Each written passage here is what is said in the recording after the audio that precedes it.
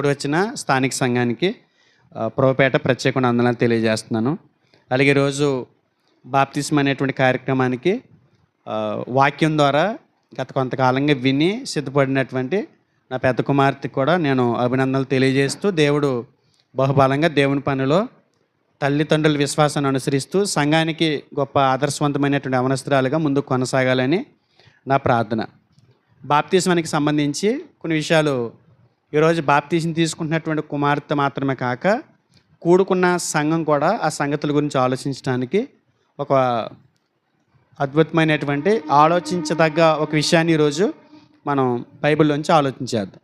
ఈరోజు మనం ధ్యానించబోతున్నటువంటి బాప్తిస్మానికి సంబంధించి ఒక విషయం ఏంటంటే, బాప్తిస్మం పొందిన తర్వాత ఎలాంటి జీవితాన్ని జీవించాలి, బాప్తిస్మం పొందిన తర్వాత ఎలాంటి జీవితాన్ని జీవించాలి. ఎందుకంటే బాప్తిస్మం అంటే ఏంటి, బాప్తిస్మం ఎలా తీసుకోవాలి, బాప్తిస్మం ఎప్పుడు తీసుకోవాలి, బాప్తిస్మం ఎందుకు తీసుకోవాలి, బాప్తిస్మం తీసుకుంటే ప్రయోజనాలు ఏంటి, ఇలాంటివన్నీ కూడా బాప్తిస్మానికి సంబంధించినటువంటి టాపిక్స్లో నేను మాట్లాడుకుంటూ వచ్చాను. అలాగే రోజు బాప్తిస్మానికి సిద్ధపడుతున్నటువంటి నా కుమార్తె కూడా ఈ పాఠాలన్నీ కూడా నేర్పించడం జరిగింది. 4 రోజుల నుంచి ఆ విషయాలన్నీ కూడా ఆలోచన చేస్తుంది. కనుక బాప్తిస్మానికి తీసుకోవడానికి ముందు ఎలాంటి బాప్తిస్మం గురించినటువంటి అవగాహన కలిగి ఉండాలో, తీసుకున్న తర్వాత ఎలా జీవించాలన్నది కూడా సంఘం అవగాహన కలిగి ఉండటం అనేది ఒక మంచి విషయం. కనుక బాప్తిస్మం తీసుకున్న తర్వాత మనం ఎలాంటి జీవితాన్ని జీవించాలి, బాప్తిస్మం ద్వారా కొత్తగా జన్మించి రక్షణ పొంది దేవుని రాజ్యంలోనికి ప్రవేశించినటువంటి వారి జీవితం యొక్క లక్ష్యం ఏంటి అనేది నేర్చుకోవడం అనేది చాలా ప్రాముఖ్యం. వారు అనుసరించవలసినటువంటి విధులు, లేకపోతే రక్షణ విషయంలో వాళ్ళు ఎదగటానికి కావలసినటువంటి సంగతులన్నీ కూడా దేవుడు తన గ్రంథంలో రాయించారు. కాబట్టి బాప్తిస్మం పొందిన తర్వాత, బాప్తిస్మం పొందటం అని అంటేనే రూపాంతర కార్యక్రమం. రూపాంతర కార్యక్రమం జరిగిన తర్వాత ఈ భూమి మీద దేహాన్ని ఏ కార్యక్రమం నిమిత్తమే మనం సమర్పించాలి, ఏ కార్యక్రమాల కొరకు బాప్తిస్మం పొందినటువంటి దేహాన్ని సమర్పించుకోవాలి అనేటువంటి సంగతులు దేవుడు తన గ్రంథంలో రాయించారు. ప్రతి విషయాన్ని కూడా మనం ఆలోచించేద్దాం. మొదటగా బాప్తిస్మం పొందినటువంటి వ్యక్తి చేయాల్సినటువంటి పని ఏంటంటే, ఒకసారిగా ఎదుగుపోమని ఎవరు కోరుకోరండి. పుట్టిన బిడ్డ ఒకేసారి ఎదుగుతాడని కూడా ఎవరో చెప్పరు. పుట్టిన బిడ్డ ఒకేసారి ఎదుగుతాడండి, ఎదగడు. ఎలా ఎదుగుతాడు? ఒక్కొక్క దశ అలా ఎదుగుతూ వస్తాడు. అలాగే బాప్తిస్మం తీసుకున్న తర్వాత దశల వారీగా ఎదగటానికి ప్రతి విశ్వాసి ప్రయత్నం చేయాలి. దశల వారీగా వాక్యం వినాలి, గ్రహించాలి, దాన్ని పాటించాలి. ఇది స్టెప్లుగా జరుగుతుంటుంది, క్రమక్రమంగా జరిగేటువంటి ఎదుగుదల. ఒకసారిగా ఎదిగిన వాళ్ళు ఒకసారిగా పడిపోతారండి. కాబట్టి ఈ విషయాన్ని దృష్టిలో పెట్టుకుని వాక్యం వింటూ, గ్రహిస్తూ, దాన్ని పాటిస్తూ దశల వారీగా ఒక్కొక్క స్టెప్ ఎదగాలి. ఇది బాప్తిస్మం తీసుకున్న తర్వాత మొదటగా ఆలోచించాల్సినటువంటి సంగతి. ఒక్కొక్క విషయాన్ని వాక్యంలో నుంచి ఆలోచించేద్దాం. హెబ్రీయులకు రాసిన పత్రిక 4వ అధ్యాయము, హెబ్రీయులకు రాసిన పత్రిక 4వ అధ్యాయము 14 వచనం ఒకసారి చదువుకుందాము. 14, 13, 14, 15 కలిపి ఉంటాయి కదా, చదువుతారమ్మా. నేడు మీరు ఆయన శబ్దము విని ఎడల కోపం పుట్టించినప్పటి వలె 4:14 క్షమించాలి, 4:14 ఆకాశ మండలము గుండా వెళ్ళిన దేవుని కుమారుడైన యేసు అను గొప్ప ప్రధాన యాజకుడు మనకున్నాడు. కనుక మనము ఒప్పుకొనిన దానిని గట్టిగా చేపట్టుదుము. మనము ఒప్పుకున్న దానిని గట్టిగా చేపట్టుదుము. 8:10 కూడా చూడండి. 8:10 హెబ్రీయులకు రాసిన పత్రిక 8:10 ఆ దినములైన తర్వాత ఇశ్రాయేలు ఇంటి వారితో నేను చేయబో నిబంధన ఏదనగా, వారి మనసులో నా ధర్మ విధులు ఉంచేదను, వారి హృదయముల మీద వాటిని వ్రాయుదును. నేను వారికి దేవుడినే ఉందును, వారు నాకు ప్రజలై ఉందరు. ఇక్కడ ఏం చెప్తున్నాడు? ఎవరైతే కొత్త జీవితాన్ని ప్రారంభిస్తారో, కొత్తగా జన్మిస్తారో, వారి హృదయాల మీద దేవుడు తన ధర్మ విధులు ఉంచుతారంట. వాళ్ళు ఆయనకి ప్రజలై ఉంటారంట, ఆయన వారికి దేవుడై ఉంటాడంట. ఇది బాప్తిస్మం రోజున మనం తీసుకుంటున్నటువంటి తీర్మానం ఏంటంటే, ఇప్పటివరకు నా మీద ఎవరో యజమానిగా ఉన్నారు, ఇప్పటివరకు నా మీద ఎవరో ఏలుబడి చేశారు, ఇప్పటివరకు ఎవరో నన్ను నడిపించారు. కానీ వాస్తవం తెలుసుకున్న తర్వాత కొత్త జీవితాన్ని నేను ప్రారంభించడానికి, బాప్తిస్మం అనే ఒక కార్యక్రమం ద్వారా మరలా నేను జన్మించడానికి, కొత్త జన్మ ఎత్తడానికి దేవుడు నాకు మంచి అవకాశం ఇచ్చారు. కనుక ఆ కొత్త జన్మ ఎత్తినటువంటి నేను ఇక నుండి మనుషుల మాటలు వినకుండా దేవుడే రాసిన ఆ హృదయం మీద రాసిన ఆ ధర్మ విధులు, అంటే ధర్మ విధులు అంటే ఏంటంటే ఈ భూమి మీద పుట్టిన ప్రతి మనిషి పాటించాల్సినటువంటి ధర్మం ఒకటి ఉంది. అది మనుషులు చెప్పేది కాదు, దేవుడే తన గ్రంథంలో రాయించారు. అది హృదయాల మీద రాస్తానంటున్నాడు. ఇక నుండి ఆయన నా దేవుడే ఉంటాడు, నేను ఆయన ప్రజ అయి ఉంటాను. ఇది తీర్మానం. ఇది మనం ఒప్పుకుంటున్నాం. ఈరోజు మనం దేవుడిని రక్షకుడిగా అంగీకరిస్తున్నాం, యేసుక్రీస్తు వారిని రక్షకుడిగా అంగీకరిస్తున్నాం. తన గ్రంథాన్ని మనం పాటిస్తామని ఒప్పుకుంటున్నాం. ఒప్పుకున్న దాన్ని ఏం చేయాలంటున్నాడు ఇక్కడ హెబ్రీ పత్రిక 3:14 మనం ఒప్పుకున్న దానిని గట్టిగా చేపట్టుదాము. ఏం చేయాలంట? బాప్తిసం రోజున ఒప్పుకున్న దాన్ని కడ వరకు, మనం ఎంతకాలం ఈ భూమి మీద ఉంటామో బాప్తిసం తీసుకున్న తర్వాత ఆ కడ వరకు ఒప్పుకున్న దాన్ని మనం ఏం చేయాలి? గట్టిగా చేపట్టాలి, గట్టిగా పట్టుకోవాలి. వదులుగా పట్టుకుంటే ఏమంటారండి? ఏదైనా ఒక వస్తువు పట్టుకెళ్తున్నారండి, గాజు లాంటిది, గట్టిగా పట్టుకుని ఎవరికి చెప్తాం? విలువైన వస్తువు, దాని ఏమంటారు, సున్నితమైనటువంటి వస్తువు, బాగా ప్రాముఖ్యమైనది అనుకున్న వస్తువు చాలా జాగ్రత్తగా పట్టుకుని వెళ్తాం, జాగ్రత్తగా పట్టుకోమని కోరుకుంటాం. అంటే వదిలి జారిపోతే ఏమవుద్ది? పగిలిపోతుందేమో, నష్టం వస్తుందేమో. అందుగురించి గట్టిగా పట్టుకోమని దేన్ని అంటామని అంటే ప్రాముఖ్యమైన దాన్ని గట్టిగా పట్టుకోమంటాం. ఏదైనా బంగారు వస్తువు పట్టుకెళ్తున్నప్పుడు కూడా గట్టిగా పట్టుకో అంటాం. అంటే మనం ప్రారంభించింది ఏంటంటే ఒక అద్భుతమైన, అమూల్యమైన, శ్రేష్టమైనటువంటి ఒక భక్తి జీవితాన్ని మనకు ప్రసాదించారు. దాన్ని కడ వరకు గట్టిగా పట్టుకుని చేపట్టాలి. ఏ క్షణానైనా తొలగిపోయే అవకాశాలు ఉంటాయి, ఏ క్షణానైనా ప్రలోభాలకు గురయ్యే అవకాశాలు ఉంటాయి. కనుక ఒప్పుకున్న దాన్ని మనం మాట తప్పకుండా దాన్ని గట్టిగా చేపట్టాలి. ఒప్పుకుంటాం. ప్రారంభంలో ఎలా ఉంటుంది? ఇక అసలు ఏదైనా చేసేస్తాను అన్నట్టుగా ఉంటుంది మన జీవితం. ఏది? బాప్తిసం తీసుకున్న రోజుని. కానీ తర్వాత ఏమవుతుంది? రాను రాను కాలక్రమేణా అది ఏమవుతూ ఉంటుంది? నీరు గారిపోయి, బలహీనపడిపోయి, ఆరిపోతూ, సప్పబడిపోతుంటారు. ఒప్పుకున్న దాన్ని గట్టిగా చేపట్టాలి. మొన్నే బైబిల్ క్లాసులకు వచ్చేవాడు ఒక ఆయన. ఇదివరకు సంఘానికి వస్తూ మధ్యలో మానేసి మరలా బైబిల్ క్లాసుల్లో యాడ్ అయ్యాడు. యాడ్ అయిన తర్వాత ఆ రోజు సరిగ్గా బాప్తిసం గురించినటువంటి టాపిక్ కొన్ని విషయాలు మాట్లాడుతుందని వెంటనే స్పందించేసి నాకు వెంటనే బాప్తిసం ఇచ్చేయండి అన్నాడు. ఇచ్చేయండి అంటే నేను ఇంకా ఉబ్బు అయిపోయి, ఆల్రెడీ ఒకసారి తీసుకున్నాడు. అది వాక్యానుసారంగా మీరు చెప్పిన వాక్యాన్ని బట్టి అది చెల్లుబాటు అవ్వదు. నాకు అప్పుడు ఏం తెలియకుండా, ఏ అవగాహన లేకుండా నేను తీసేసుకున్నాను. కానీ ఈరోజు గట్టిగా నేను ఒప్పుకుంటున్నాను, దాన్ని గట్టిగా చేపడతాను. నేను ఒప్పుకుంటున్నాను, దాన్ని గట్టిగా చేపడతాను, నాకు బాప్తిసం ఉండి అన్నాడు. సరే అని చెప్పి మరుసటి రోజునే కార్యక్రమం పెట్టేసి బాప్తిసం ఇచ్చేసాను. ఇచ్చేసిన తర్వాత ఎంత స్పీడ్గా అయితే ఆయన స్పందించాడో అంతే స్పీడ్గా మరుసటి రోజున సిగరెట్ పెట్టుకొనుక్కుని కాల్చుకుంటున్నాడు. 2 రోజులు అవలా. 2 రోజులు కూడా ఒప్పుకున్న దాన్ని ఏం చేయలేదు ఆయన? చేపట్ల. తెలియదు అనుకుంటున్నాడు ఆయన, నాకు తెలియదు అనుకుంటున్నాడు ఆయన. నేను పరలోకం ఇస్తానంటే నాకు తెలియకపోవటానికే, నాకు తెలిస్తే పరలోకం ఆపేస్తానా? పరలోకం ఇచ్చేది ఎవరు? పరలోకానికి వెళ్ళకుండా ఆపేది ఎవరు? నాశనం చేసేది ఎవరు? ఆశీర్వదించేది ఎవరు? మనుషులు కాదు కదా, ఒక పాస్టర్ కాదు కదా. ఎంతవరకు పాస్టర్ పరిమితి? కళ్ళ ముందు కనపడేంతవరకే పరిమితి. అంతకంటే ఏమి వాక్యం చెప్పి మిమ్మల్ని ఏదో పరలోకాన్ని నడిపించాలనేటువంటి ఒక అంతవరకే అతను చేయగలడు. కానీ ఏదైనా చేయగలిగేవాడు దేవుడు. ఆయన చూస్తున్నాడు. ఒప్పుకున్నది ఎంతసేపు లేదు ఈయన దగ్గర? వారం రోజులు కూడా పాపం చేయకుండా ఉండలేకపోయాడు. నేను అందుకే ఏమంటానంటే బాప్తిసం తీసుకోవడానికి ఎంత సంబరపడతామో ఆ సంబరం ఆఖరి వరకు కొనసాగాలి. ఒప్పుకున్న దాన్ని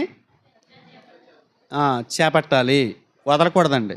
మనం ఏ మాట మీద అయితే కట్టుబడి ఆ రోజు ప్రారంభిస్తున్నామో అదే కడ వరకు కొనసాగించమని దేవుడు కోరుకుంటున్నాడు. ఎంతమంది మీలో బాప్తిసం తీసుకున్న తర్వాత మీరు ఒప్పుకున్న దాన్ని చేపడుతున్నారు? ఒకసారి మనసుని పెట్టండి, ఆలోచించండి. తర్వాత అపొస్తలుల కార్యములు 2:42.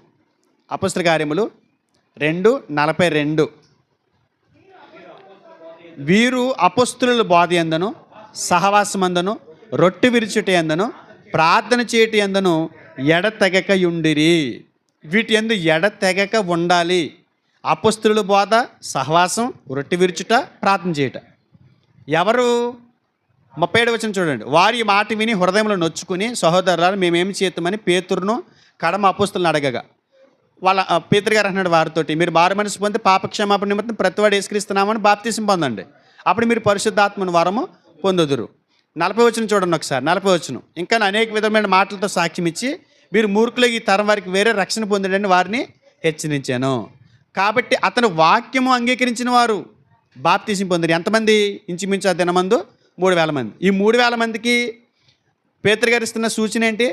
అపొస్తలుల బోధ యందు, సహవాసమందు, రొట్టె విరుచుటయందు, ప్రార్థన చేయటందు ఎడతెగక ఎడతెగక ఎడతెగక అంటే ఏంటి? వర్షం పడుతుంది అనుకోండి, వర్షం ఆగిపోయిందా మీకు అని ఫోన్ చేశారనుకోండి ఎవరైనా, పనికి వెళ్ళావా అంటే వాళ్ళు పనికి వెళ్ళలేదు అంటాం.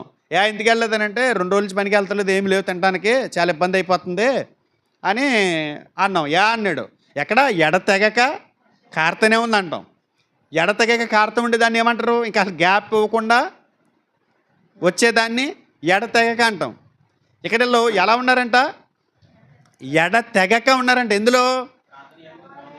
ఆదివారం ప్రార్థన, శుక్రవారం ప్రార్థన, ఇక ఏదైనా మధ్యలో కూడికలు ఎడితే బోధ అంటే అపోస్తులు ఏం చెప్పారు, మేము ఎలా ఉండాలని కోరుకున్నారు, దేవుడు వారి ద్వారా మాకు ఇచ్చినటువంటి సమాచారం ఏంటి, దేవుడు వారి ద్వారా మాకు బోధిస్తున్నటువంటి బోధ ఏంటి, ఉపదేశ క్రమం ఏంటి, ఇవన్నీ నేర్చుకుంటూ సహవాసం, కలిసి ఉండటం, సభ్యులతో కలిసి సహవాసం చేయటం, ఇలాంటి కార్యక్రమాలన్నిటికి. రొట్టె విరవటం అంటే యేసుక్రీస్తు వారు చేసినటువంటి త్యాగాన్ని మనం స్మరిస్తూ మన బాధ్యతను కూడా గుర్తుపెట్టుకోవటం, ఇవన్నీ ఉంటాయి అందులో. ఇది ఎడతెగక జరగాలంట. బాప్తీసం తీసుకున్న తర్వాత, బాప్తీసం తీసుకున్న మరుసటి వారమే చర్చికి మానేసి వాళ్ళు ఉంటారు. బాప్తీసం తీసుకున్న 2వ వారానికి, మొదటి వారం వచ్చేసిన 2వ వారానికి టైంకి రానోళ్ళు ఉంటారు, ప్రభు బలలో పాల్గొనే వాళ్ళు ఉంటారు. ఎందుకు పాల్గొలేదంటే నేను కొన్ని పాపాలు చేశానని అంటున్నారు. ఇది ఎక్కడ రూల్ అర్థం అవట్లా. వచ్చి కూర్చుని కూడా తీసుకుంటలేదు. ఎందుకు తీసుకుంటలేదంటే కారణం చెప్పట్లా. ఇదే కారణం. అంటే ఎడతెగక ఉండాలి, ఇవన్నీ చేయాలి. సహవాసం. మన ప్రార్థనకి రాలేదు ఏంటంటే నాకు చిన్న పని తగిలేసిందని అంటున్నాడు. మరి సహవాసం లేకపోతే ఎలా బాగుపడతావు? కష్టం ఎప్పుడు పోతుంది? మన బాధలు ఎప్పుడు పోతాయి? మన సహోదరులతో కలిసి సహవాసం చేసినప్పుడే ఆ కష్టాలన్నీ పోతాయి. అందుకొచ్చి బాప్తీసం తీసుకున్న తర్వాత ఒప్పుకున్న దాన్ని చేపట్టడం ఎంత ప్రాముఖ్యమో, అపొస్తలుల బోధయందు, సహవాసమందు, రొట్టె విరుచుటయందు, ప్రార్థన చేయటందు ఎడతెగక ఉండాలి. ప్రార్థన అనేది, దేవునితో సహవాసం అనేది, సంఘంతో సహవాసం ఎంత ప్రాముఖ్యమో దేవునితో సహవాసం కూడా అంతే ప్రాముఖ్యం. దీన్ని దృష్టిలో పెట్టుకోవాలి. హెబ్రీయులకు రాసిన పత్రిక 10వ అధ్యాయము 24వ వచనం. బాప్తిసం పొందిన తర్వాత మనం మన దేహాన్ని వేటికి సమర్పించాలి? రూపాంతరం పొందిన తర్వాత మన దేహాన్ని దేనికి సమర్పించాలి అని అడిగితే దేవుడు మాట్లాడుతున్నాడు. కొందరు మానుకొనుచున్నట్టుగా సమాజముగా కూడుట మానకూడదు. బాప్తిసం పొందిన వాళ్ళు ఏం మానకూడదు? సమాజముగా కూడుట మానకూడదు. అంటే నువ్వు సంఘంలో సభ్యుడివి, సంఘంలో సభ్యురాలిగా చేయబడిన తర్వాత నీ సహవాసం ఎవరితోటి? సంఘంతో. సంఘానికి సమాజముగా కూడుట మానకూడదు.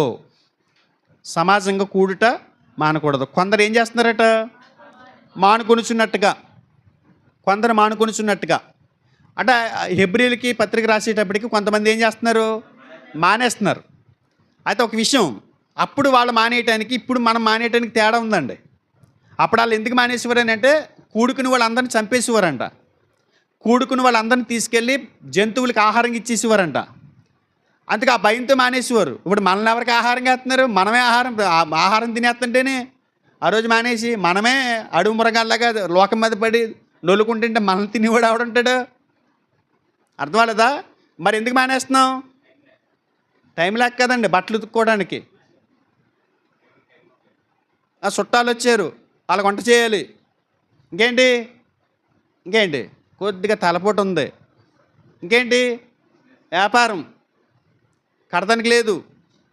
ఇవన్నీ లాజికల్ చెప్పచ్చు. అసలు ఎంత దారుణం ఇది! అసలు ఆ రోజు మనకు ప్రాముఖ్యమైనది ఏదైనా ఉంటామా? ఆగుతాం అసలు? తలపోటు, అరే మా పిల్ల పుట్టినరోజురా రేపు రారాని ఫ్రెండ్ ఫోన్ చేశాడు అనుకోండి, నీకు అప్పటికే తలపోటు ఉంది, నువ్వేమంటావు? తప్పనిసరిగా వచ్చేస్తాం, మీ అక్క నేను మూట కట్టుకుని వచ్చేస్తాం, పిల్లలు కూడా తీసుకురమ్మంటావు అంటావు. తలపోటు ఎగిరిపోద్ది. అదే తలపోటు శనివారం కొద్దిగా మొదలైంది, ఆదివారానికి లేదు, శనివారం తలపోటు కింద ఉంది, ప్రార్థన చేయండి అని పాస్టర్ గారిని చెప్పావు, ఆదివారానికి తగ్గిపోయింది. కానీ నువ్వు ఆ వంక ఆదివారానికి కూడా రన్ చేసేసి మానేస్తావు. కానీ బాప్తిసం పొందిన తర్వాత అలాంటి జీవితం జీవిస్తే దేవుడు ఆ బాప్తిస్వాన్ని అంగీకరించడంటాడు. ఏం చేయాలి? సమాజముగా కూడుట మానకూడదు. సమాజంగా కూడుట మానకూడదంట. చాలామంది మానేస్తున్నారండి. అది వాక్యానుసారమైన పద్ధతి కాదండి. రోమాపత్రిక 6వ అధ్యాయము 19 నుంచి చూడండి. 6వ అధ్యాయము ఒకసారి ముందు 3 కూడా చూద్దాం. క్రీస్తు యేసులోనికి బాప్తిసం పొందిన మనమందరము ఆయన మరణంలోనికి బాప్తిసం పొందుతామని మీరు అడగరా? అంటే బాప్తిసం పొందుతున్న సందర్భం గురించి ఆయన మాట్లాడుతున్నాడు. బాప్తిస్మానికి సంబంధించిన సందర్భం ఇది. ఇప్పుడు 18 గంట చూద్దాం. పాపము నుండి విమోచింపబడి నీతికి దాసులైతారు. ఇందుకు దేవునికి స్తోత్రం. మీ శరీర బలహీనతను బట్టి మనిషి రీతిగా మాట్లాడుచున్నాను. ఏమనగా అక్రమము చేయుటకై అపవిత్రతకును అక్రమమునకును మీ అవయవములను దాసులుగా ఎలాగ అప్పగించుతారో ఒకప్పుడు, అలాగే పరిశుద్ధత కలుగుటకై ఇప్పుడు మీ అవయవములను నీతికి దాసులుగా అప్పగించుడి. మీరు పాపమునికి దాసులే ఉన్నప్పుడు నీతి విషయమైన నిర్బంధం లేని వారై ఉంటిరి. అప్పటి క్రియల వలన మీకేమి ఫలము కలిగను? వాటిని గురించి మీరు ఇప్పుడు సిగ్గుపడుచున్నారు కారా? వాటంతము మరణమే. దేవుడు మన నుంచి కోరుకునేది ఏంటంటే దేహ అవయవాలను నీతికి దాసులుగా అప్పగించుకోవాలంట. బాప్తిసం తీసుకున్న తర్వాత మన దేహ అవయవాలను దేనికి ఉపయోగించాలి? ఈ కళ్ళతో ఒకప్పుడు ఏం చేసాం? ఈ నోటితో ఒకప్పుడు ఏం చేసాం? ఈ చెవితో ఒకప్పుడు ఏం చేసాం? ఈ కాళ్ళు చేతులతో ఒకప్పుడు ఏం చేసాం? ఈ దేహాన్ని ఒకప్పుడు దేనికి ఉపయోగించాం? పాపానికి ఉపయోగించాం. దానివల్ల వచ్చినటువంటి ఫలితం ఏంటి? మరణం. కానీ బాప్తిసం పొందిన తర్వాత, బాప్తిసం తీసుకున్న తర్వాత మనం దేనికి సాధనాలుగా అప్పగించుకోవాలి మన అవయవాల్ని? నీతికి, దేవుడు ఆపాదించినటువంటి నీతికి. నీతిగా బ్రతకడం కొరకు, నీతిని ప్రకటించడం కొరకు, నీతిని విస్తరింపజేయటం కొరకు. ఆయన రాజ్యాన్ని నీతిని మొదట వెతకండి అంటాడు యేసుప్రభువు వారు ఈ భూమి మీద. మీకు ఏం కావాలో దేవుడిని అడగండి. అయితే దానికంటే ముందు ఏం చేయాలి? మీరు ఆయన రాజ్యాన్ని నీతిని వెతకండి. ఆయన నీతి ఏంటో దేవుడు చెప్పారు తన గ్రంథంలో. ఆ నీతి కొరకు మనం బ్రతకాలంట. ఆ నీతి కొరకు మన అవయవాల్ని సమర్పించుకోవాలట. అది బాప్తిసం పొందిన తర్వాత జీవితం. కానీ బాప్తిసం పొందిన తర్వాత కొంతమంది ఇంకా పాపానికి దాసులుగానే బ్రతుకుతున్నారు. వారి అవయవాల్ని పాప సంబంధమైనటువంటి కార్యక్రమాలకే ఉపయోగిస్తున్నారు. ఇలా చెప్పినా కూడా ప్రమాదం అయిపోయిందండి. బాగానే అంటున్నారు, కానీ ఎక్కడో తెలియనటువంటి శత్రుత్వం వచ్చేస్తుంది వాళ్ళకి. సేవకుడి మీద పగట్టేసుకుంటున్నారు. పగ, వేషం, దొరికితే చంపేద్దామన్న టైపులో కూడా మారిపోయే రోజులు. అందుగురించి చాలామంది పాస్టర్లో చెప్పి విషయాలు కూడా చెప్పకుండా దాహేసుకున్నారు. ఎందుకు చిల్ల బాబు, చంపేస్తారు వీళ్ళు మనల్ని, బతకనివ్వరు, పగవాడైపోతాం వీళ్ళకే అని. కొంతమంది సైలెంట్గా వింటారండి, కానీ మనసులో మాత్రం పగ, ద్వేషం పెంచేసుకుంటున్నారు. ఈడు చెప్తాను ఈడు సంగతే ఓ రోజుని, ఎక్కడ దొరుకుతాడో అక్కడ నొక్కేద్దాం. తప్పండి అది. కానీ బైబిల్ మాత్రం ఏం చెబుతుందంటే నువ్వు అవునన్నా కాదన్నా, నువ్వు చంపినా భయపెట్టినా, నీకు ఇష్టమన్నా ఇష్టం లేకపోయినా బాప్తిసం తీసుకున్న తర్వాత మన దేహ అవయవాలు నీతికి దాసులుగా అప్పగించాలని బైబిల్ చెప్తుంది. దాన్ని మనసును పెట్టండి. తర్వాత ఎఫెసీయులకు రాసిన పత్రిక 5వ అధ్యాయం. బాప్తిసం తీసుకున్న తర్వాత రూపాంతరం పొందిన మన జీవితం దేని కొరకే సమర్పించాలి అనే దాని గురించి బైబిల్ మాట్లాడుతుంది. 5వ అధ్యాయము 1వ వచనం. కావున మీరు ప్రియులైన పిల్లల వలె దేవుణ్ణి పోలి నడుచుకునుడి. దేవుణ్ణి పోలి నడుచుకునుడి. ఎవరిని పోలి నడవాలంట? దేవుణ్ణి పోలి నడవాలంట. అంటే దేవుడు అనేవాడు ఈ భూమి మీద బ్రతికితే ఎలా ఉంటుందో మనం చూపించాలంట కదా. ఒక్కొక్కసారి మన పిల్లలు మనల్ని పోలి నడుస్తుంటారు. వాళ్ళు పలానా వాళ్ళ బిడ్డానికి తెలియకపోయినా కూడా కొన్నిసార్లు ఏమి చెబుతారు, రే పలానా వాళ్ళ అబ్బాయి కదా ఈవిడు, ఈ అమ్మాయి పలానా వాళ్ళ అమ్మాయి కదా. మా పెద్ద పిల్లని చూస్తే స్టీఫెన్ పాల్ గారు అమ్మాయిని చెప్పేస్తారు మొహమాటం లేకుండా. ఇక భయపడక్కలేకుండా నన్ను చూసినోడు ఎవరైనా సరే ఆ పిల్లని చూసాడు అనుకోండి, నేను ఆ పిల్లని పరిచయం చేయకపోయినా కూడా ఏమంటారు, ఈయన పలానా పాస్టర్ గారు అమ్మాయి కదా అని చెప్పేస్తారు. ఎందుకని? పోలికలను బట్టి, నడకను బట్టి, మన హావభావాలను బట్టి, మన ప్రవర్తించే తీరు, ఇవన్నీ కూడా ఎవరిని పోలి ఉంటాయి? మనకి జన్మించిన తల్లిదండ్రుల పోలి, మేనమామలను పోలో, పెదనాన్నల పోలో, చిన్నాన్న పోలో ఉంటాయి. వాళ్ళు చూడంగానే అది కనిపెడేస్తారు. మరి దేవుని పోలి నడాలంట. దేవుని పోలికేంటి? దేవుని పోలికేంటి? ఆత్మస్వరూపైన.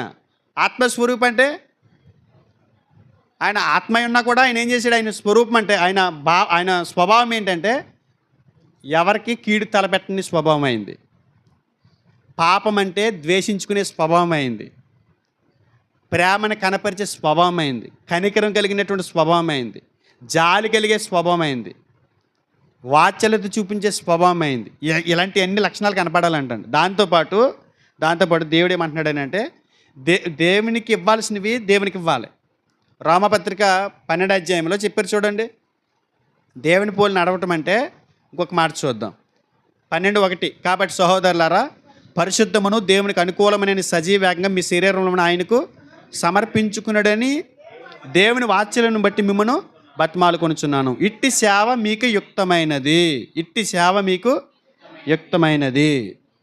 మీరు ఈ లోక మర్యాదను అనుసరింపక ఉత్తమమును అనుకూలమును సంపూర్ణమునై ఉన్న దేవుని చిత్తమేదో పరీక్షించి తెలుసుకున్నట్లు మీ మనసు మారి నూతన మొగటు వలన రూపాంతరం చెందుడి. అంటే దేవునికి ఇవ్వాల్సినటువంటి ధన బల సమయాలు దేవునికి సమర్పించుకోవాలంట. ధన బల సమయాలు ఈ మూడు దేవునికే వాడాలంట. మనం ఎక్కువ బలం దేనికి వాడతాం? మన బలం దేనికి వాడతాం? లోకంలో వ్యాపారాలు చేసుకోవడానికి, లోకంలో పనులు చేసుకోవడానికి. మనకున్న శక్తి, మనకున్న బలం అంతా కూడా దేనికి ఉపయోగించేస్తాం? లోక సంబంధమైన వాటికి వాడేస్తాం. చర్చి దగ్గరికి వచ్చేసరికి ఏమైపోతాం? బలహీనమైపోతాం. దేవుని పనుల్లో వాటిని వాడం. మన దేహాన్ని ఆ పని కొరకే వాడం. మన ధనాన్ని కూడా దేవుని పని కొరకే వాడం. ఇదంతా మనకు అందరికీ తెలిసిన విషయాలే. కానీ ఒకసారి మనసుని పెడతారని దేవుడు మాట్లాడుతున్నాడు. వాటిని గురించి ఆలోచిస్తారని ఎన్నిసార్లు చెప్పినా చెప్పాలంటున్నాడు దేవుడు. ఆయన ప్రభా మన వారం చెప్పేశాను కదా ప్రభా అంటే మళ్ళీ ఈ వారం కూడా చెప్పంటాడు. ప్రభా ఈ వారం చెప్పాను కదా ప్రభా వచ్చే వారం కూడా చెప్పంటాడు. ఎందుకని?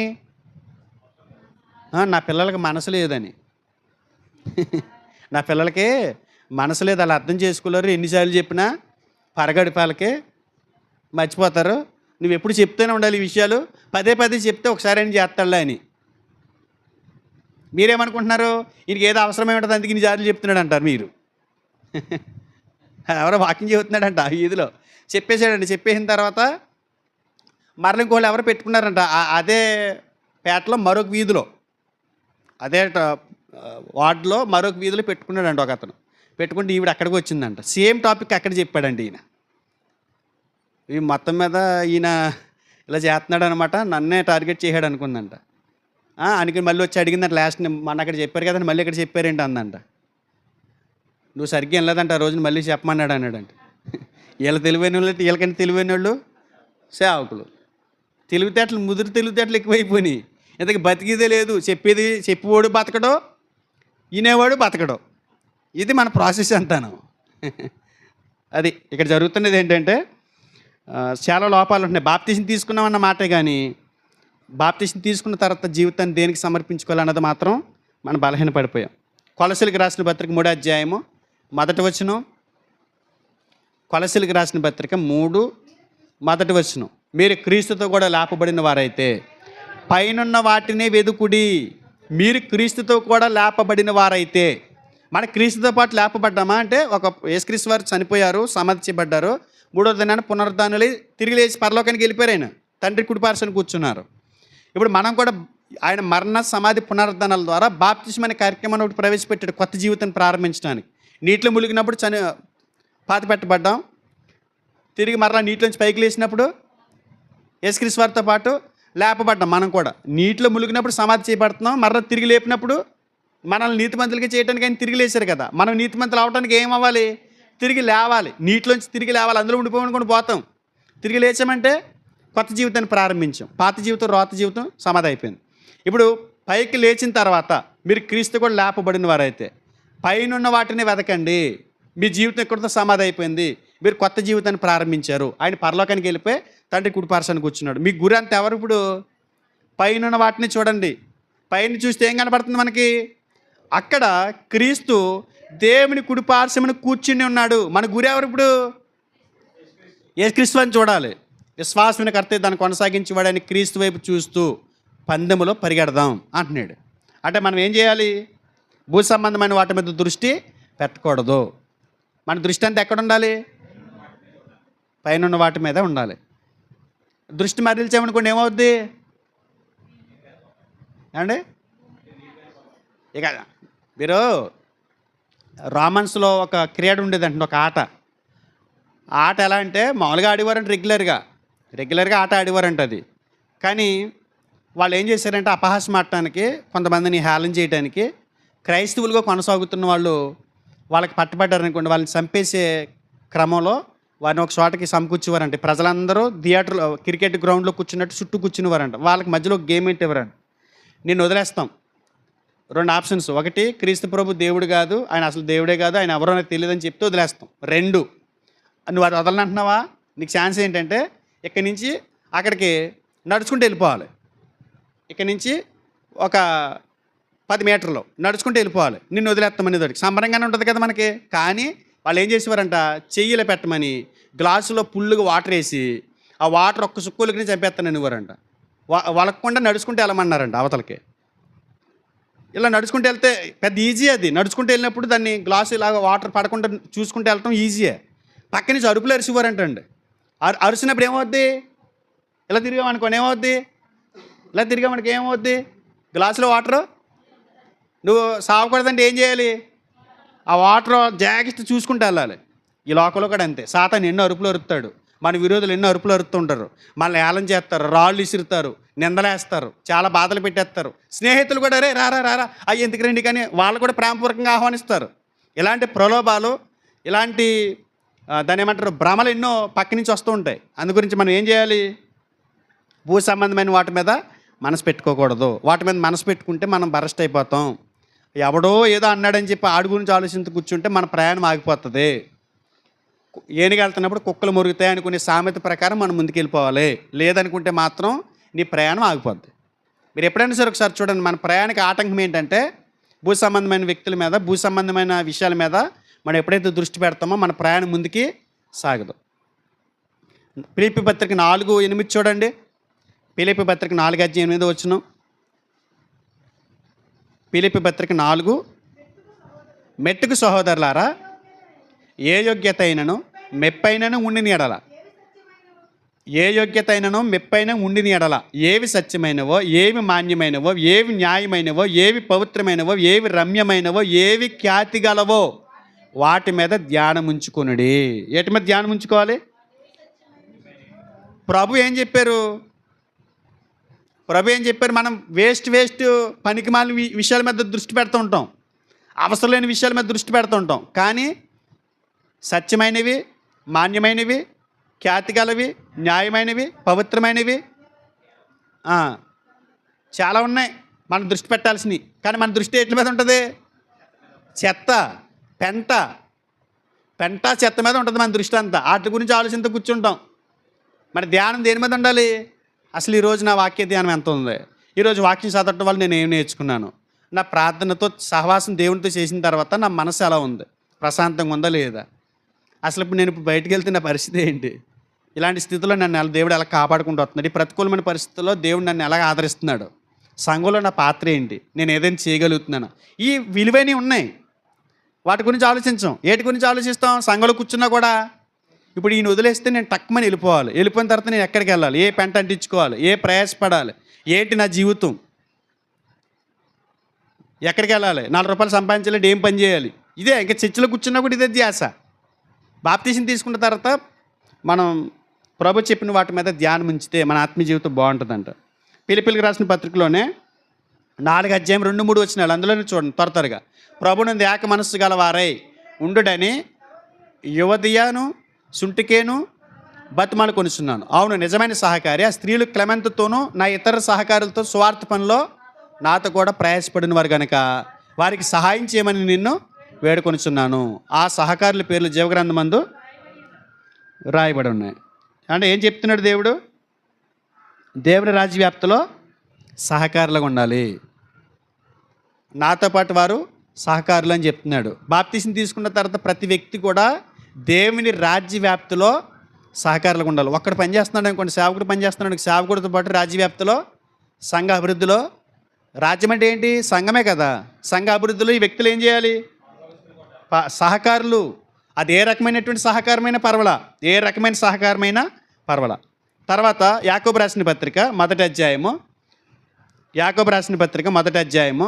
13-15 వరకు చూస్తే, దేవుడి కీడి విషయమే శోధింపబడనారుడు, ఆయన ఎవరిని శోధింపడు గనక ఎవడైనాను శోధింపబడినప్పుడు నేను దేవుని చేత శోధింపబడుచున్నానని అనకూడదు. ప్రతివాడును తన స్వకీయ దురాశ చేత ఏడవబడి మరులు కలపబడి వాడై శోధింపబడును. దురాశ గర్భము ధరించి పాపం కనుక పాపం పరిపక్వమై మరణమును కనును. తలిపే ఏం చేయించాలి? శోధన. మనకేం ఎదురవుతాయి? బాప్తీసం తీసుకున్న తర్వాత శోధనలు ఎదురవుతాయి. శోధనలు ఎందుకు వస్తాయి? మన శరీరం ధరించుకుని ఉన్నాం కాబట్టి. ప్రతివాడు తన స్వకీయ దురాశల చేత ఏడవబడి మరలు కొల్పబడిన వాడై శోధింపబడతాడు. మనకు సొంత కోరికలు అనేవి కొన్ని ఉన్నాయి. ఈ దేహానికి సంబంధించినటువంటి కొన్ని కోరికలు ఉన్నాయి కాబట్టి ఈ దేహం ఏం చేస్తుంది మనల్ని? శోధనకి వెంటనే లొంగిపోతుంది, శోధనలకి ప్రేరేపించబడుతుంది. కనుక బాప్తీసం తీసుకున్న తర్వాత బాప్తీసం తీసుకున్న పిల్లలు ఎలా ఉండాలి? శోధనలను జయించాలి. ఎలా జయించగలం? యేసుక్రీస్తు వారు శోధనల కొండ మీద శోధించబడ్డారు సాతాను చేత. ఎలా ఎదుర్కొన్నాడు ఆయన? వాక్యంతో ఎదుర్కొన్నాడు ఆయన. వాక్యం కంటే గొప్ప ఖడ్గం మనకి లేదు. శోధనలను ఎలా జయించగలమని అంటే వాక్యం ద్వారానే, ప్రార్థన ద్వారానే, పరిశుద్ధుల సహవాసం ద్వారానే, సంఘానికి క్రమంగా రావటం ద్వారానే వాటిని మనం జయించగలం. లేదనుకుంటే ఓడిపోతాం. కనుక బాప్తీసం తీసుకున్న తర్వాత ప్రతి వ్యక్తి గమనించాల్సిన ప్రాముఖ్యమైన విషయం ఏంటంటే వాడు వర్గంలో నుంచి ఈయన వర్గంలోకి వచ్చేసినప్పుడు టార్గెట్ ఏం చేస్తాడు? మీకు చూడండి, ఒక పార్టీ నుంచి మరొక పార్టీలకు మారిపోతున్నాడు అనుకోండి, అప్పటి వరకు నెంబర్ వన్ అన్నవాడు ఆడు ఏం చేస్తాడు? ఆ పార్టీ వాడు మా పార్టీలో ఉంటే ఇలా చేసేడు, అలా చేసేడు. ఇప్పుడు మరి మనదాకా ఆడు చేసి గుర్తు రాలేదు. ఇప్పుడు అంత లంచం తీసుకున్నాడు, ఇంత లంచం తీసుకున్నాడు, మళ్ళీ ఆ పార్టీ వాడు వీడి మీద నిందలేస్తాడు. ఎందుకని? మారిపోయాడు కాబట్టి. ఇప్పుడు ఈడు అంటాడు, లేదు లేదు లేదు, మీరు మీ దగ్గర ఉన్నప్పుడు మీరు ఎందుకు మాట్లాడదు, ఇది మాది కరెక్ట్ అంటాడు. ఇప్పుడు ఇక్కడ కూడా ఏమవుద్ది? అదే పరిస్థితి వస్తుంది. అందుగురించి ఏం చేయాలి? పార్టీ మారుతున్నాం మనం. బాప్తిస్మం అంటే ఏంటనుకుంటున్నారు? పార్టీ మార్చేస్తున్నాం. ఏ పార్టీ? ఒకసారి చూడండి, అపొస్తలుల కార్యములు 26 అధ్యాయము. అపొస్తలుల కార్యములు 26 అధ్యాయం 18 నుంచి చదువుదామా? 16 నుంచి. నీవు నన్ను చూచి ఉన్న సంగతిని గుర్చి నేను నీకు కనబడబో సంగతులను గురించి నిన్ను పరిచారకునిగా సాక్షినిగా నియమించుటకే కనబడి ఉన్నాను. నీవు లేచి నీ పాదములు మోపి నిలువుము. నేను ఈ ప్రజల వలనను అన్యజనుల వలనను హాని కలగకుండా నిన్ను కాపాడదు. వారు చీకట్ల నుండి వెలుగులోనికి, సాతాను అధికారం నుండి దేవుని వైపుకి తిరిగి, ఎవరి వైపు నుంచి ఎవరి వైపుకి? చీకట్ల నుండి వెలుగులోనికి, సాతాను అధికారం నుండి దేవుని వైపుకి తిరిగి నా యందు విశ్వాసం చేత పాపక్షమాపణ పరిశుద్ధపరచబడిన వారు శ్వాసం పొందినట్లు అవన్నీ వచ్చేస్తాయని చెప్పి ఏం చేస్తాడు సాతాను? శోధనలు పెట్టేస్తాడు. నువ్వు పొందు కూడా కుదరదు, నా పార్టీ నువ్వు, నేను చెప్పినట్టు విన్నావు, ఇప్పుడు ఆడ మాట వింటున్నావేంటి, వాళ్ళ మాట వింటున్నావేంటి, ఆ పాస్టర్ మాట వింటున్నావేంటి, ఆ ప్రార్థనలు అంటున్నావేంటి, ఆత్మీయ అంటున్నావేంటి, ఆత్మీయ స్థితి అంటున్నావేంటి, ఇటు కుదరదా రా అంటాడు. లేదనుకోండి, ఆల్రెడీ నువ్వు ఏదో చిన్న చేసి ఉంటావు చూసావా, అవి బయటికి తీసుకొచ్చి చూసావా అని అవి రెచ్చగొడతాడు మన బుర్ర దగ్గరికి వచ్చి. నిజమే కదా అని ఆ పక్క వెళ్ళిపోవాలనిపించేస్తుంటుంది ఒక్కొక్కసారి. ఇలాంటివి వచ్చేస్తుంటాయి. తర్వాత యాకోబు రాసిన పత్రికలోనే 4 అధ్యాయము 13 నుంచి 17 వరకు రాసుకోండి. నేను చెప్పేస్తాను, ఇంటికి వెళ్ళిన తర్వాత చదువుకోండి. 4 అధ్యాయం 13 నుంచి 17, కొలస్సీ పత్రిక 1 అధ్యాయం 9 నుంచి 12, మత్తయి సువార్త 7:21. ఈ 3 వచనాలను ఆధారం చేసుకుంటే మన జీవితంలో చేయి ప్రతి కార్యం దేవుని చిత్త ప్రకారం చేయాలి. మనం ఏం చేసినా దేవుని చిత్తమని చేయాలి. దేవుని చిత్తమైతేనే చేయాలి. మన ఇష్టాలు నెరవేరిస్తే పరలోకానికి పోం. ఆయన చిత్తాన్ని నెరవేర్చడానికే మనం బాప్తిస్మం అనే కార్యక్రమం ద్వారా ఆయన సంఘంలోనికి చేర్చబడ్డాం. బయట వాళ్ళ ఇష్టాలు మన ఇష్టాలు చేసుకోవడానికి ఆయన సంఘంలోనికి రాల. ఒక యూనియన్లోకి నువ్వు జాయిన్ అయ్యావు అనుకోండి, నువ్వేం చేస్తావు? ఆ యూనియన్ నియమాన్ని కట్టుబడి ఉంటావు లేదా? నేను బయట ఇలా ఉంటాను అబ్బాయి, నేను మీ రూల్స్ ప్రకారం నేను నన్ను అబ్బాయి అన్నావు అనుకోండి, ఏం చేస్తారు? అందులోంచి తీసేస్తారు. నువ్వు ఎక్కడికి వచ్చావు? ఇప్పుడు సంఘంలోకి వచ్చావు. సంఘ నియమానికి అంటే దేవుని చిత్తానికి, సంఘానికి శిరస్సు అయినటువంటి క్రీస్తు ప్రభువు యొక్క చిత్తానికి లోబడి బ్రతకాలంట. నీ ఇష్టాలు చేయటానికి నీ జీవితంలో అనుమతి లేదంట. ఎప్పుడు? బాప్తిసం తీసేసుకున్న తర్వాత. నా ఇష్టం వచ్చినట్టు బతుకుతాను, నువ్వు నాకు చెప్పడానికి నువ్వెవరు? ఆ పాస్టర్ మా ఇష్టం వచ్చినట్టు తాగుతాం, మా ఇష్టం వచ్చినట్టు తిరుగుతాం, ఆయన చెప్పడానికి ఆయన ఎవడో, మా ఇష్టం, ఇలాంటివి అనకూడదు. అలాంటి అంటే కనుక నువ్వు సాతాను కబంధ హస్తాల కిందకి పోయినట్టే. అది మాట్లాడేది వాడే, సాతానే. ఆ మాటలు మాట్లాడేవాళ్ళు సాతాను కబంధ హస్తాలు ఉన్న వాళ్ళే మాట్లాడతారు. దేవుని కింద ఉన్నవాళ్ళు దేవుని చిత్తమైతే చేద్దామండి, దేవుని చిత్తమైతే ఇలా నడుద్దామండి, దేవుని చిత్తమైతే మనం ఆ పని చేద్దామండి అంటారు. దేవుని చిత్తానికి లోబడతారంట. యాకోబు పత్రికలో అదే స్పష్టంగా చెప్పాడు. దేవుని చిత్తమైతే మన బ్రతుకుంటే ఇది చేతుము అని చెప్పవాలని అంటున్నాడు. ఓకేనా? తర్వాత గమనించాల్సిన మరొక విషయం ఏంటంటే కొలస్సీ పత్రిక 3 అధ్యాయం 5 నుండి 8, గలతీ పత్రిక 5 అధ్యాయం 19 నుంచి 21, ఎఫెసీ పత్రిక 5 అధ్యాయం 3 నుంచి 5 వరకు. అక్కడ మనిషిని అపవిత్రపరిచే మరణ క్రియల గురించి రాశాడు దేవుడు. మనిషిని అపవిత్రపరిచే, మనిషిని ఆత్మీయంగా చంపేసే క్రియల గురించి చెప్పాడు. కాబట్టి చంపవలసినవి అక్కడ ఉన్నాయి, విసర్జించవలసినవి కూడా అక్కడ ఉన్నాయి. కనుక వాటి విషయమై, మరణ క్రియల విషయమై జాగ్రత్తగా ఉండాలి. మనల్ని ఆత్మీయంగా చంపేసే క్రియలు ఏవైతే ఉన్నాయో వాటి విషయమై బాప్తిసం తీసుకున్న వ్యక్తులు జాగ్రత్తగా ఉండాలి. తర్వాత ఇంకోటి ఏంటంటే గలతీ పత్రిక మొదటి అధ్యాయం 6-8, తిమోతికి రాసిన మొదటి పత్రిక 6 అధ్యాయం 3-9, కొరింథీ రెండో పత్రిక 2:17, రోమా పత్రిక 16:17. ఈ వచనాల ప్రకారం అబద్ధ బోధల విషయమే జాగ్రత్త వహించి వాటికి దూరంగా ఉండాలి.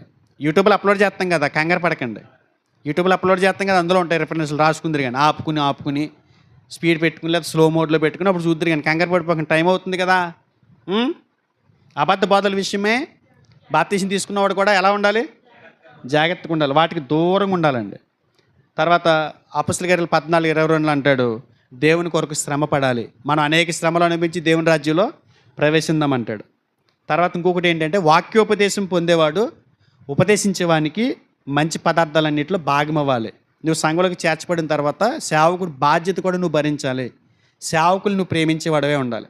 సేవకుని నాకు ఆత్మీయ తండ్రిగా నువ్వు భావించాలి. ఒక కుటుంబం ఉందని ఆ కుటుంబానికి ఆత్మీయ తండ్రి ఆయనని, ఆయన ఆలోచనలకి నువ్వు లోబడుతూ మంచి పదార్థాలన్నింటిలో కూడా పాలుభాగస్తుడిగా చేయాలండి. గలతీ పత్రిక 6:6 మాట మనకి కనిపిస్తుంది. కాబట్టి క్రైస్తవునిగా పవిత్రంగా చేసే ప్రతి పనిలో మనం మన జీవితాన్ని సమర్పించుకుని ఆ క్రియలు ధరించుకుని అమర్చుకుని దేవుని కొరకు బాప్తీసం తీసుకున్న వ్యక్తులు బ్రతకాలి అని బైబిల్ చెబుతుంది. బాప్తీసం తీసుకున్న తర్వాత ఇంచుమించు 16 విషయాలు చెప్పాను మీకు. 16 విషయాలు వివరించుకుంటూ వెళ్తే చాలా టైం పడుతుంది. బాప్తీసం కార్యక్రమం మన ముందు ఉంది కాబట్టి ఆ కార్యక్రమానికి ముందుకెళ్ళడం కోసం ఆల్రెడీ మీరు ఆ రిఫరెన్స్లు ఏదైతే రిఫరెన్స్లు ఇచ్చానో అవి చదివితే అర్థం కాకుండా ఉండవు. తెలుగులో మనకు అర్థమయ్యే రీతిలోనే మన మనసుకు హత్తుకునేలాగే స్పష్టంగా ఉంటాయి నేను ఇచ్చిన రిఫరెన్స్లు అన్నీ కూడా. ఇంటికి వెళ్ళిన తర్వాత ఒకసారి మరలా యూట్యూబ్లో చూడండి, బైబిల్ పరిశీలించండి. బాప్తీసం తీసుకున్న తర్వాత ఇలాంటి వాటికి కట్టుబడి ఉండాలి, లేదంటే మాత్రం మన బాప్తీసం తీసుకున్న ప్రయోజనం ఉండదు, బాప్తీసం తీసుకున్న దానివల్ల ఉపయోగం ఉండదు. బాప్తీసం తీసుకుని దేవుని అవమానపరిచిన వారు అవుతాం పైపెచ్చు. కనుక వీటిని అనుసరించాలని కోరుకుంటూ, అలాంటి గొప్ప భాగ్యం ఇన్ని చేయగలమండి అంటే ఇన్ని చేయగలమా? ఆంటీ గారు 16 చెప్పారు, ఆ 16 చేయగలమా అని అనిపిస్తుంది, అవునా కదా? ఎందుకు అనిపిస్తుంది? ఇప్పుడు నేను రిఫరెన్స్లు చెప్పాను, ఒక 12 వరకు స్లోగా నీట్గా చెప్పుకొచ్చాను. 12 నుండి స్పీడ్ అయ్యాను నేను. కంగారు పడిపోతున్నారు, రాయలేకపోతున్నారు.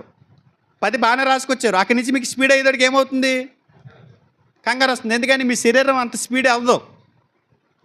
కాబట్టి నేనేమన్నాను, కంగారు పడకండి, మరలా యూట్యూబ్లో పెట్టుకుని మీకు ఒక అవకాశం ఉందని నేను యూట్యూబ్లో అప్లోడ్ చేస్తాను, దాన్ని మరలా స్లోగా పెట్టుకుని స్లో మోడ్లో పెట్టుకుని మీరు చూడండి అని చెప్పాను.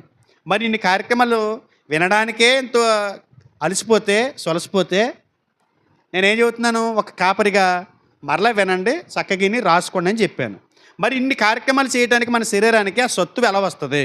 ఇన్ని కార్యక్రమాలకు మనం లోబడటానికి మన శరీరం ఇలాంటి కార్యక్రమాలకి సమర్పించుకోవడానికి మనం ఎలా చేయగలం అని అడిగితే దేవుడు అన్నాడు, బాప్తీసం తీసుకున్న రోజునంట పరిశుద్ధాత్ముని వరంగిస్తాడంట దేవుడు. నువ్వు బతకలేవు కాబట్టే నేను పరిశుద్ధాత్ముని నేను ఇస్తున్నాను.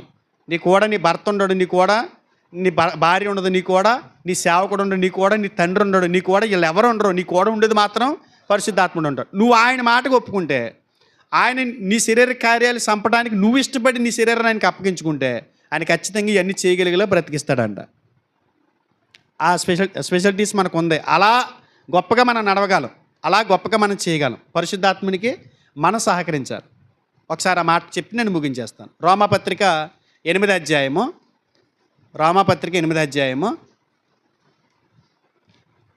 12-13 చూసి మనం ముగించుకుందాం. కాబట్టి నా సహోదరులారా, శరీరానుసారంగా ప్రవర్తించుటకు మనం శరీరముకు రుణస్థలము కాము. ఈ శరీరాన్ని ఎవరికి లోపరచాలి? ఇప్పుడు వరకు నేను చెప్పిన క్రియలన్నింటికి సమర్పించుకోవాలి. కానీ శరీర ప్రకారం మనం బ్రతకడానికి దానికి రుణస్థలమేం కాదు కదా.